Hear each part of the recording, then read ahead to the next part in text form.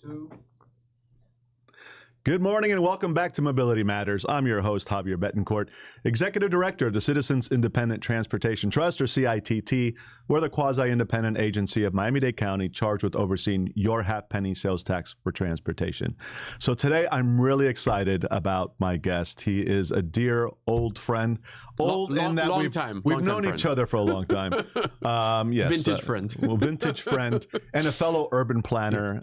Just a great guy, and we've been working together for many years. I can't even remember for how long.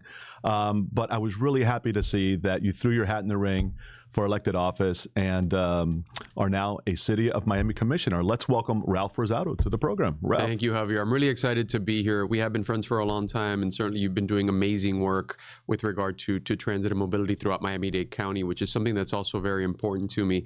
I feel incredibly blessed to have the fortune to be the District 4 Commissioner. I am stepping into the shoes of Manolo Reyes, may he rest in peace, who was an exemplary public servant. Wonderful guy. So I've really got, so a lot of good things that I need to accomplish to be able to uphold his memory.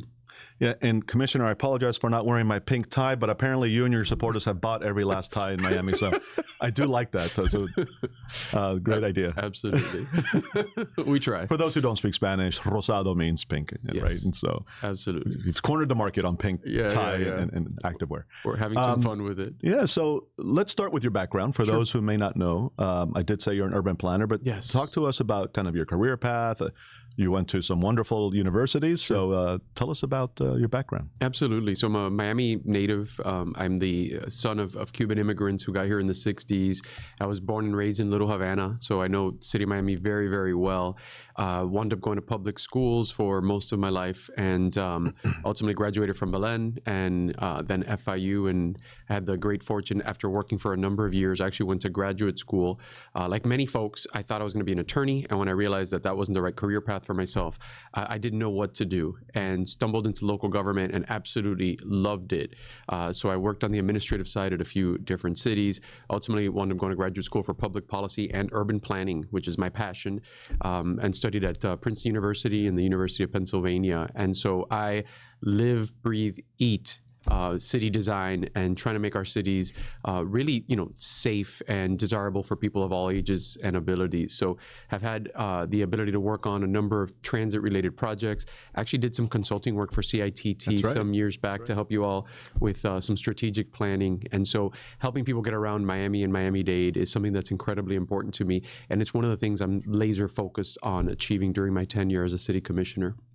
And you've served, you said, in government early in your career, but you're also recently city manager. I'm sorry, is it village manager? Yeah, I was village manager at North Bay Village for close to 6 years, and we were able to do a tremendous amount there. I'm very proud of the work that we did, and now I'm bringing that skill set and that same level of energy and passion to the city of Miami, which I think needs us even more. Right? It's the city at the heart of Miami-Dade County. It's got lots of challenges. It always has, but it plays such a central role that helps to, I hope, lead the way for the other cities in our community. Well, you bring such a vast amount of experience and skill sets into this role. And it's always surprised me, actually, as an urban planner, why there aren't more of us in elected of office. And I don't know if you know, but between just you and Joe Corradino are the only two I can even think of Miami-Dade County, a place with 34 cities, the county. And yet, we seemed like we would be primed for that role, just given, what we do and what we care about. So why do you think it is that more planners don't run? It is. It's really unusual. Folks in elected office tend to be attorneys or maybe engineers or small business owners. They tend to be from certain backgrounds.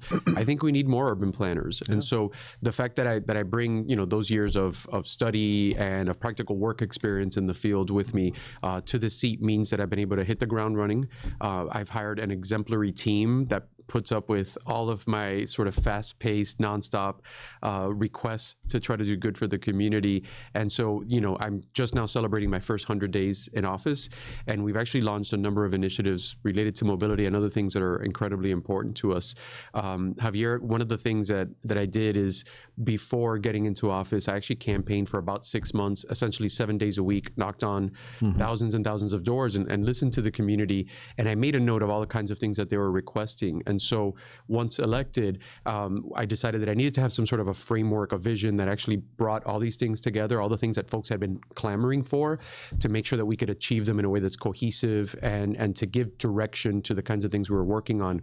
And so we came up with something called our CASA master plan. CASA, it means home in Spanish. And so the idea is, together with the community, we're building a better house, a better home for the residents of District 4 in the city of Miami. And CASA is also an acronym, so it's CASA, where the C means community, the first A is adaptability, the S is safety, and the last A is affordability. And so everything we do fits under one or more of those pillars as we build our house together. And so I'm happy to discuss the many exciting things we have that are related to mobility.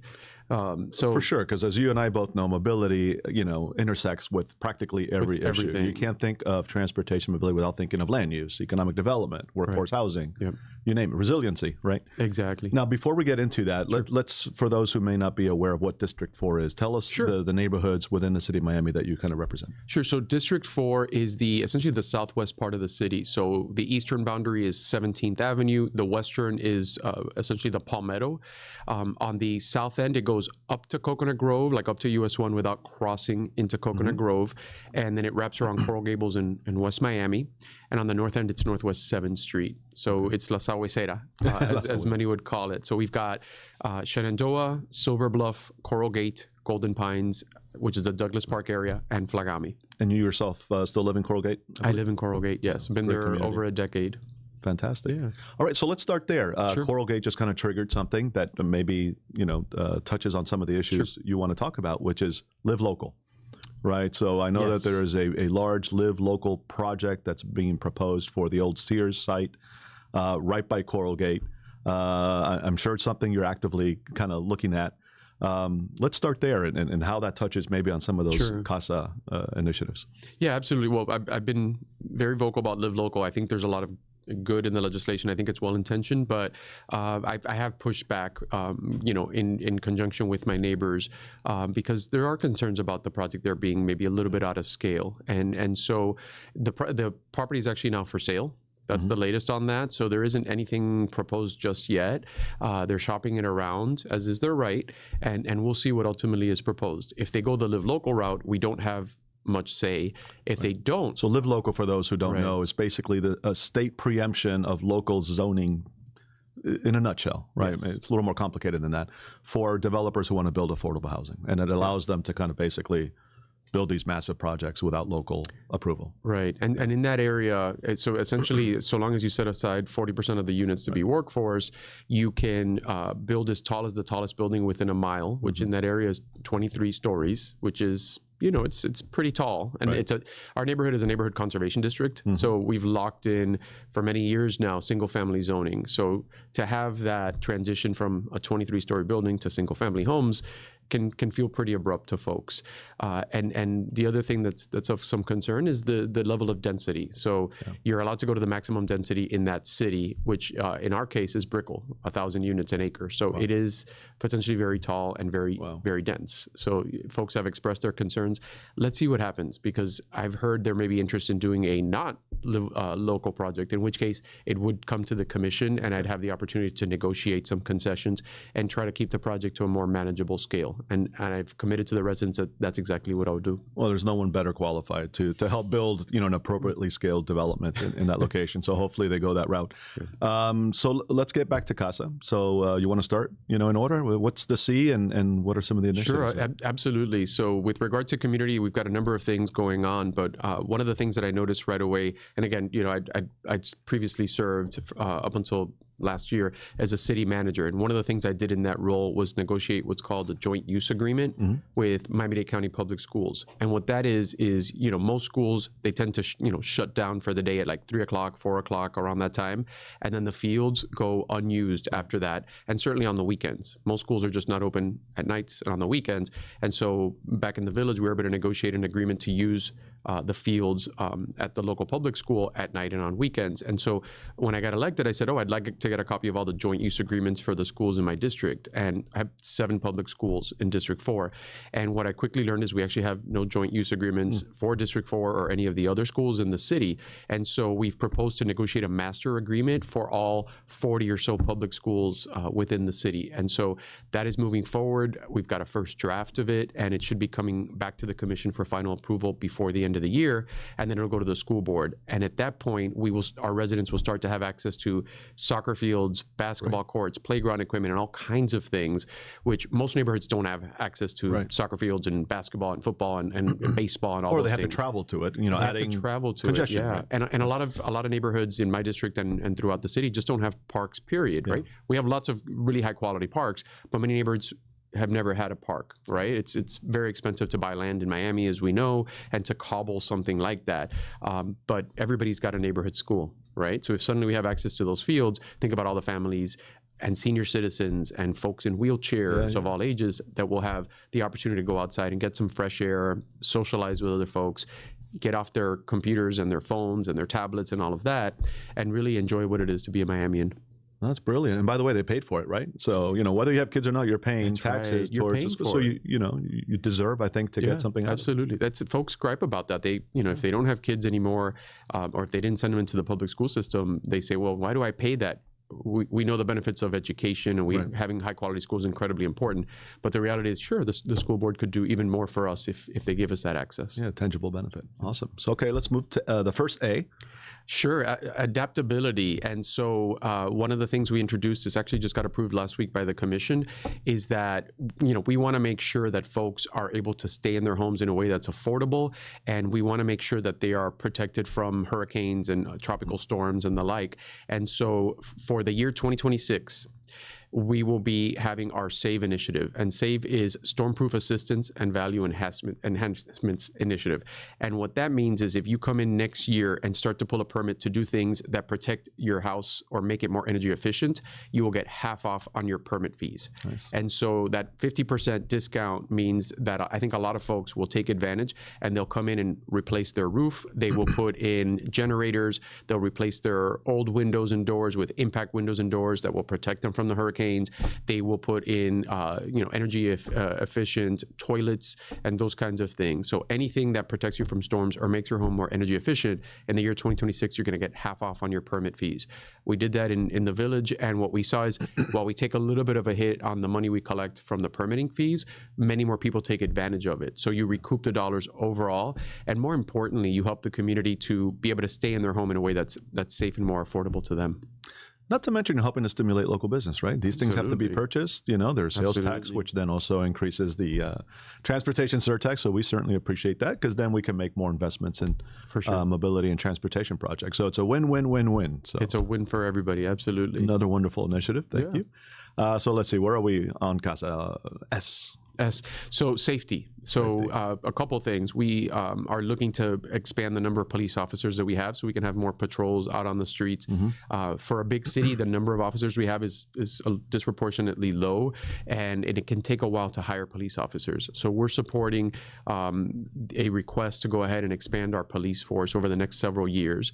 We also want to make sure that our schools and parks are as safe as possible. And so we're working closely with the administration to look at the safety conditions around schools and parks with an eye towards adding additional signage about speed limits, adding speed humps, and making it so that if you're a child or a parent walking your kid or an older citizen, that it's actually much safer to get to those places.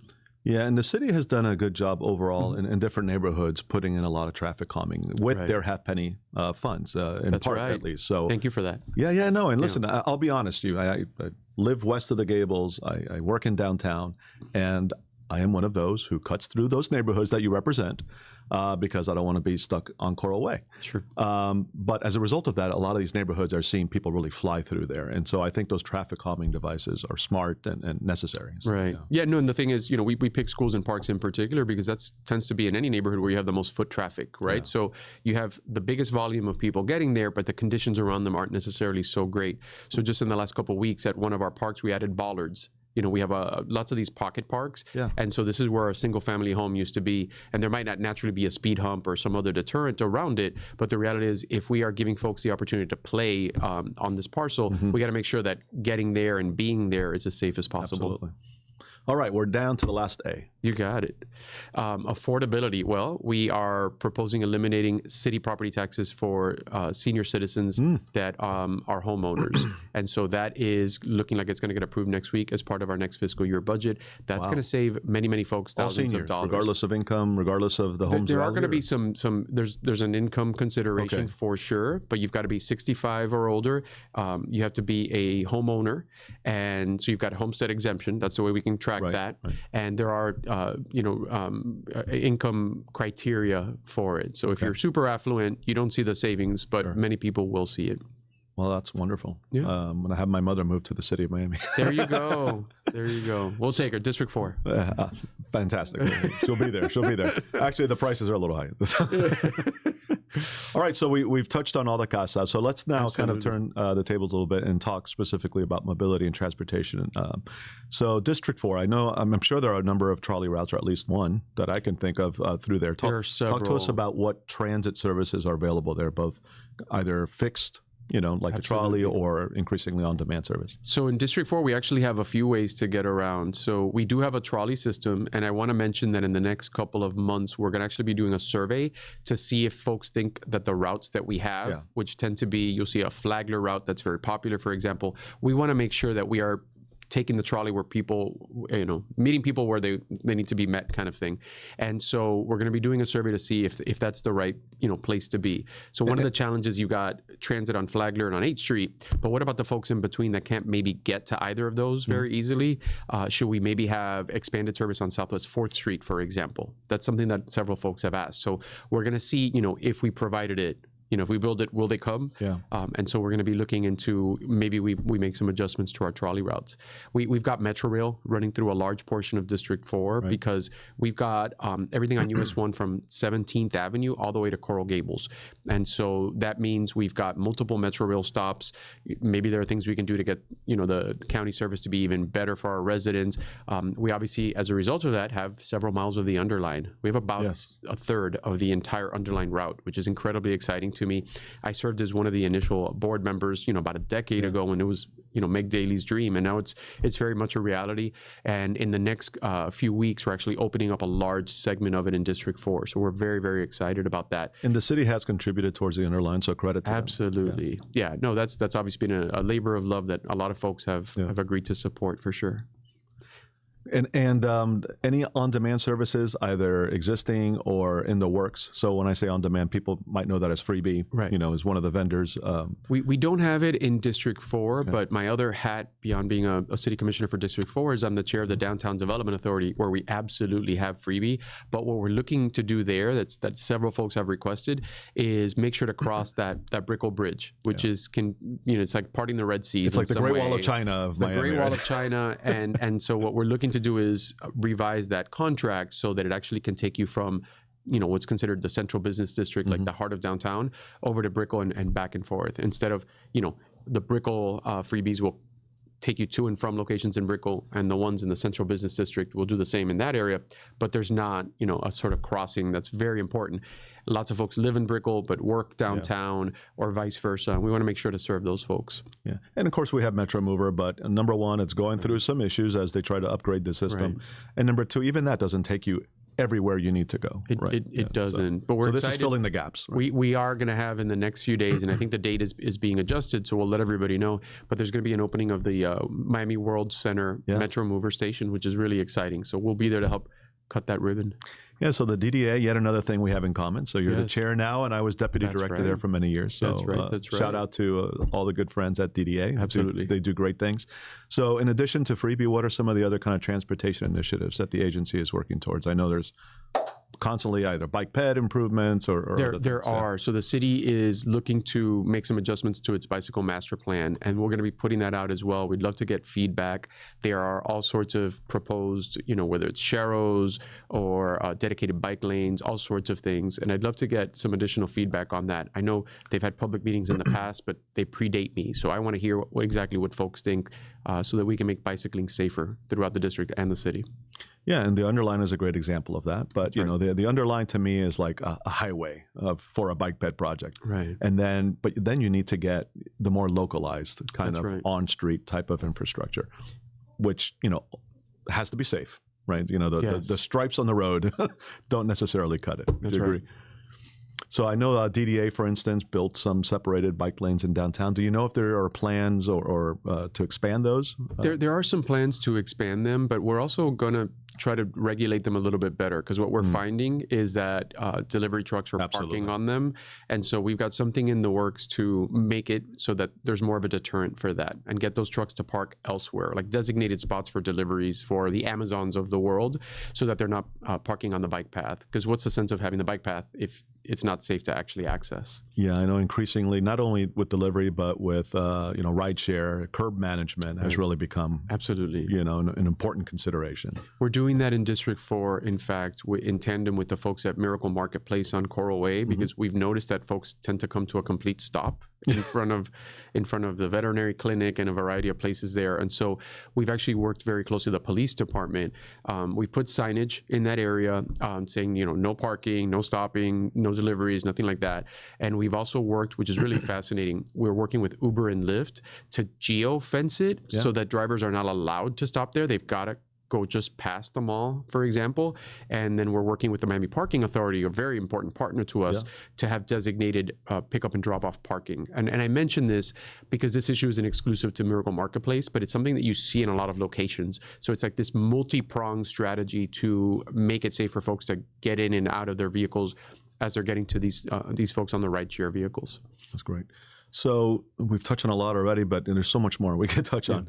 So as an urban planner, I think you're uniquely positioned to kind of think about all these things holistically, right? Because we have a tendency in government in particular to think about things in silos, transportation, land use, housing, and they all influence and are impacted by each other. So how do we ensure that structurally we organize the city to think more holistically and to plan and to implement policies more holistically? Any thoughts on that? No, that's a great point. So certainly, like before agenda items move forward, you need a variety of folks chiming in to see if you forgot something. So something that might make sense for bicyclists may not be great for folks that care about affordable housing, for example. So you really do need that whole brain trust of folks reviewing things before they get put out there. We've seen in the past, mistakes are made when we look at things in that kind of a silo perspective. So having a lot of folks at the table that are talented, and I have to tell you, in the time that I've been an official, again, 100 days, I think that we really have at the city, we have very good staff now that we need to hold on to. I absolutely concur with that. Yeah. Great people. We just had Juvenal, who is the director of, is it Capital Improvement? Public Works and Resiliency. Public Works and Resiliency, present before our board yesterday. Shout out to Juvenal. He's brilliant, and I've always been very impressed by the city staff. So absolutely, and things are only getting better. Javier, one of the things I've said a number of times over the years, and certainly I said it on the campaign trail, is if we want to get folks out of their car, we've got to make all other forms of transportation and mobility better. Sure. So that means all the things we've been talking about: expanding rideshare, expanding bike routes when possible, even things as simple as planting trees and fixing sidewalks. So we have an initiative that we launched shortly after I was elected called 365 Days, 365 Trees. And the idea is that by August 1st of next year, which is when we launched it this year, we will have at least 365 shade trees planted in District 4. Because if you've got shade, it's just that much more appealing to go outside and walk in 90-degree weather. So so far we planted a little over 50 trees, and we're on track to meet our goal. And I ask about it all the time because I don't want to fall short. If we get to 364, I may dig a hole somewhere and put that last tree in myself. But we've got to do that. We're also expanding and fixing the sidewalk network in District 4. So, every portion of the city that I represent is an older neighborhood, and yet there are entire blocks where sidewalks were never built, where you don't have the right-of-way dedication to install them. And so we're fixing broken sidewalks, but we're also looking for opportunities to expand on blocks where we don't have sidewalks at all, including places like right off of Flagler, right? Yeah. It's been around forever, but there are places just off of Flagler. You don't have that, and folks are walking in the street or walking through somebody's front lawn, and it's not the best situation. It's not the safest. So it may get to the point where, to finish some places, I may go knock on people's doors and sort of beg them to allow us to build that sidewalk segment, but we will do whatever it takes to get that done. Speaking of trees, I think you have an event coming up. We do. So the city has, on October 18th, we are having a tree giveaway at Manolo Reyes Park, and it's really exciting because these are trees that I think the community is really going to love. It's primarily fruit trees. So you've got mango and guava and a series of other things. And so we're asking folks to come out that day. Please call my office. We're trying to get folks to register in advance so we know just how many guava trees and other kinds of trees to bring out.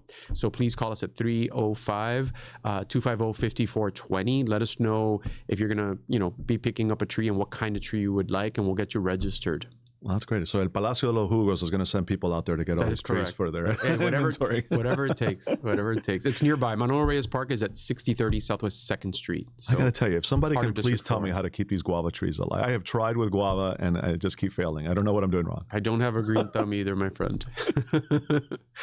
All right, so we talked about operating in silos in terms of issues. The other thing we tend to be prone to in our community is just kind of thinking within our jurisdictional boundaries, right?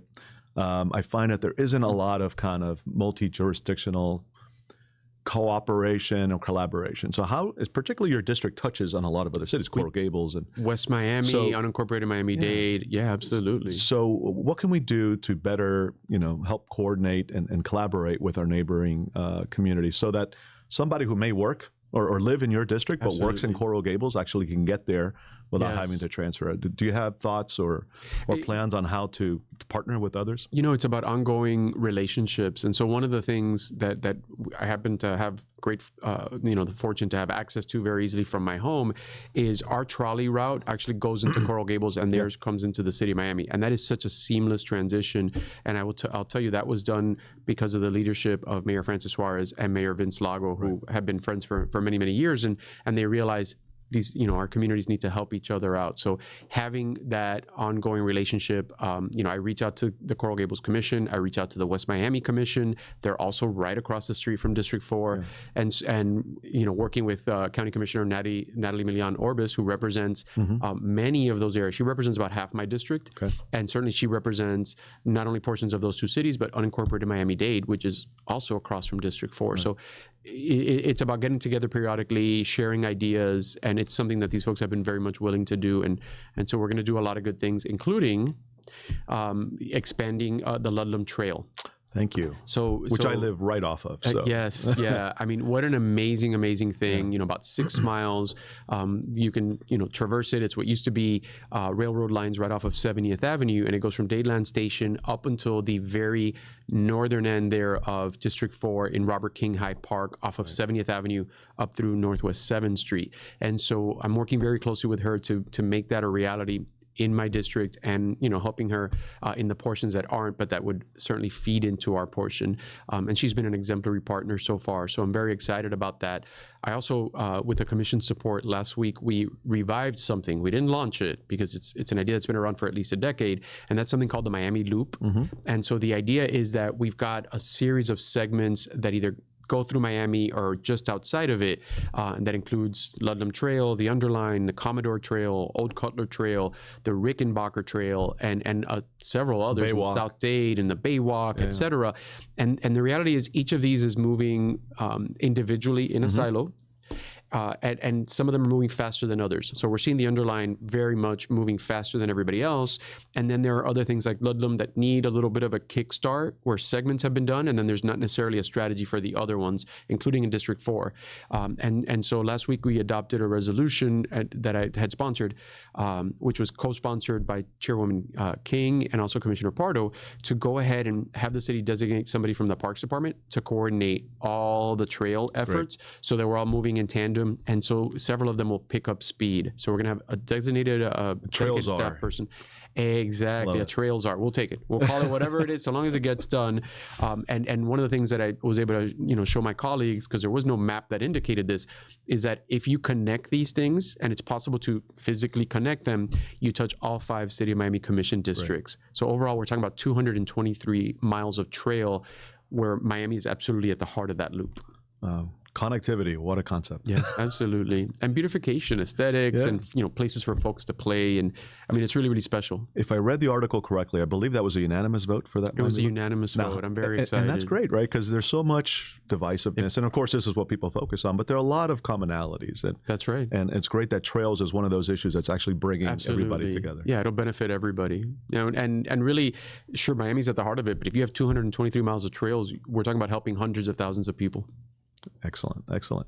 By the way, Eli Steers would be a good person to talk to about that. We've been talking about the Miami Loop for years, Eli and I think amazing. He's with the Trails Alliance. And he is, and the brainchild, the person that sort of coined the term and also just sort of helped to make that connection for us was Mari Chael. Yes. And so she and I jointly held a press conference earlier this week on this, and very soon we'll have somebody designated to help spearhead these efforts. We're going to have quarterly roundtables, and we're going to have monthly commission reports so that we know what's moving forward and what isn't, and how we can get it unstuck. And personally, I'll tell you, I appreciate all the efforts on Ludlam Trail, because I bought my house, one house off of the Ludlam Trail. Oh, wow. On Waterway Drive in unincorporated Miami-Dade County.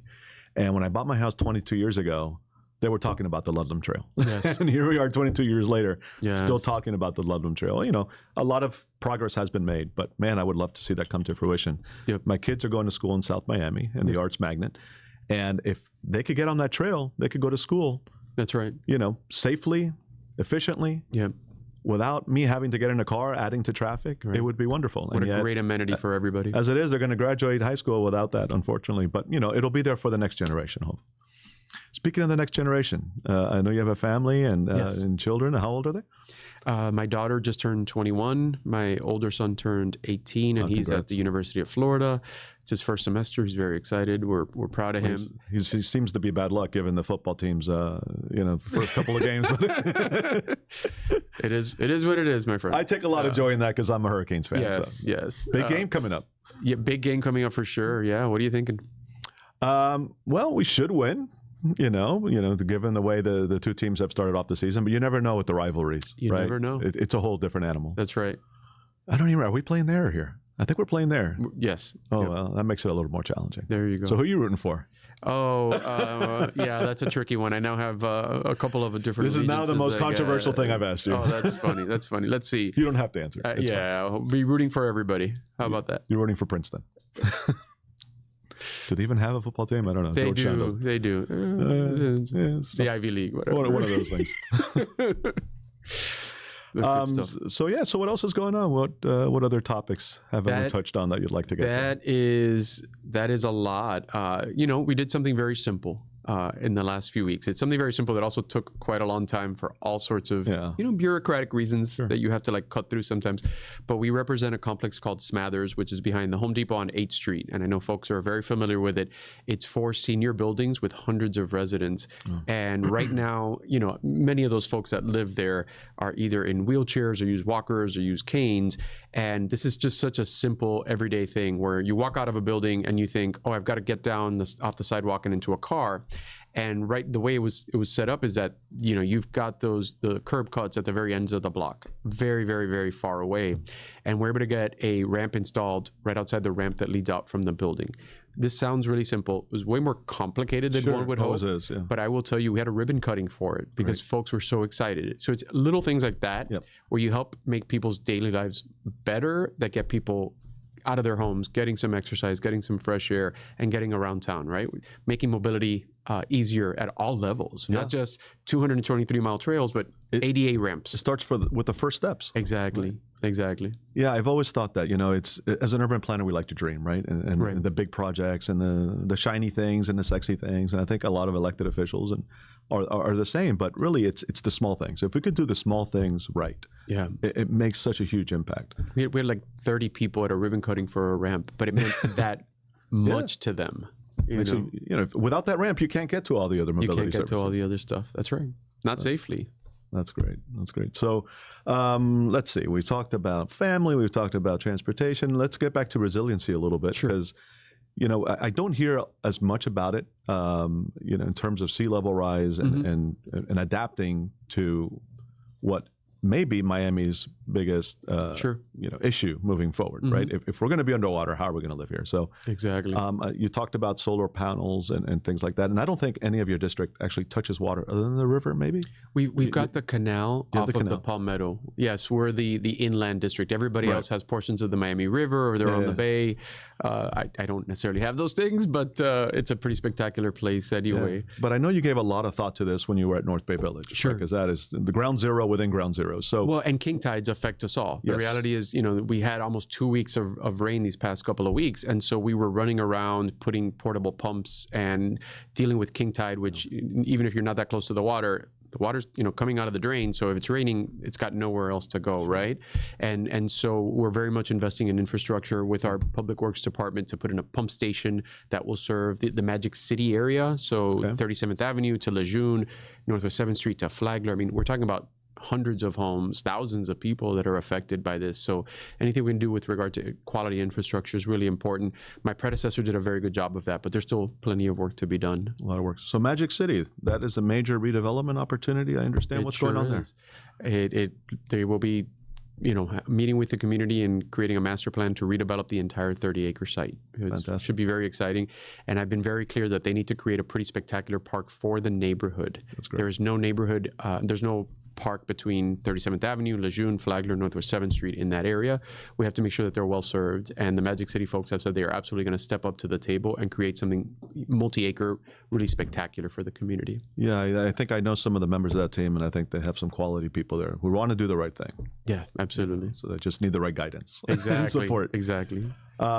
Let's see. Speaking of large parks and community benefit, let's go to Freedom Park. I believe that is within your district or adjacent to? It's nearby. Yeah. So that's District 1, but it's very close by. And so we're making sure that something really special goes there. And we're also looking at maybe how to improve their master plan and do a quality public safety building there. Yeah. So our Miami Police Headquarters is not in the best condition.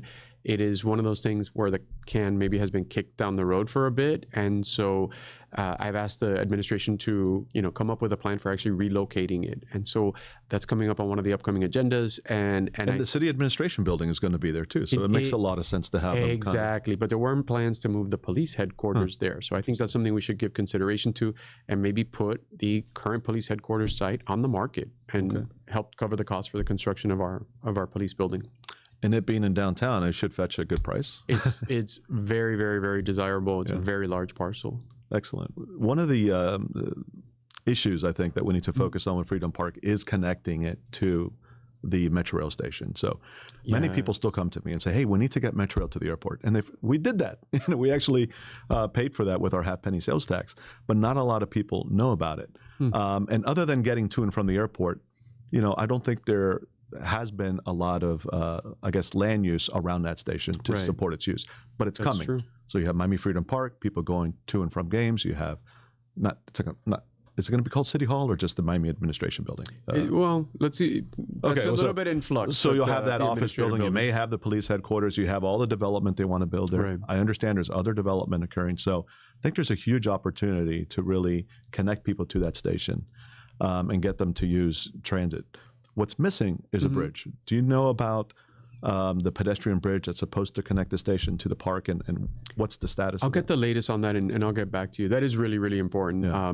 The Miami Intermodal Center is very successful, but you really don't have that connectivity to the neighborhoods, and it is going to be a lot busier. There's going to be thousands of people there for games and different activities, and they're really designing that master plan to be active year-round, even when there's not a game, right? Which is really important for the success of the overall project and the area, and it's going to have a ton of amenities for the neighborhood. That connectivity is important. And by the way, I think we just signed a contract with Messi, so he should be around for a few more years. So yes, definitely it's going to be a busy stadium. That's right. That's right. It's going to be really exciting. And they wear the right color. Yes, that's correct. All right. Commissioner, we're going to end where we started. You got it. With the Rosado reference. I want to thank you, first of all, for being a friend, for appearing here as my guest, and for everything you're doing as a public servant. Really appreciate it. Thank you. Ditto. Thank you, sir. Folks, that's all the time we have here on Mobility Matters. You can catch us here every other Thursday from 9:30 to 10:30. As you can see, we bring amazing guests and we explore various topics. So if you're tired of hearing about transportation, we talk about other things. Please visit our website, miamidade.gov/CITT, where you can find all of our programs and other information about us. And Commissioner, if they want to learn more about you or what's happening in District 4, what website should they go to? Yeah, so we're on the city website, but we also are on all social media, essentially. Follow us on Facebook, Instagram, Twitter. We're everywhere. Fantastic. And finally, we want to thank our partners in this endeavor, Miami's Community News, for hosting and producing the program. Thank you, and see you next time.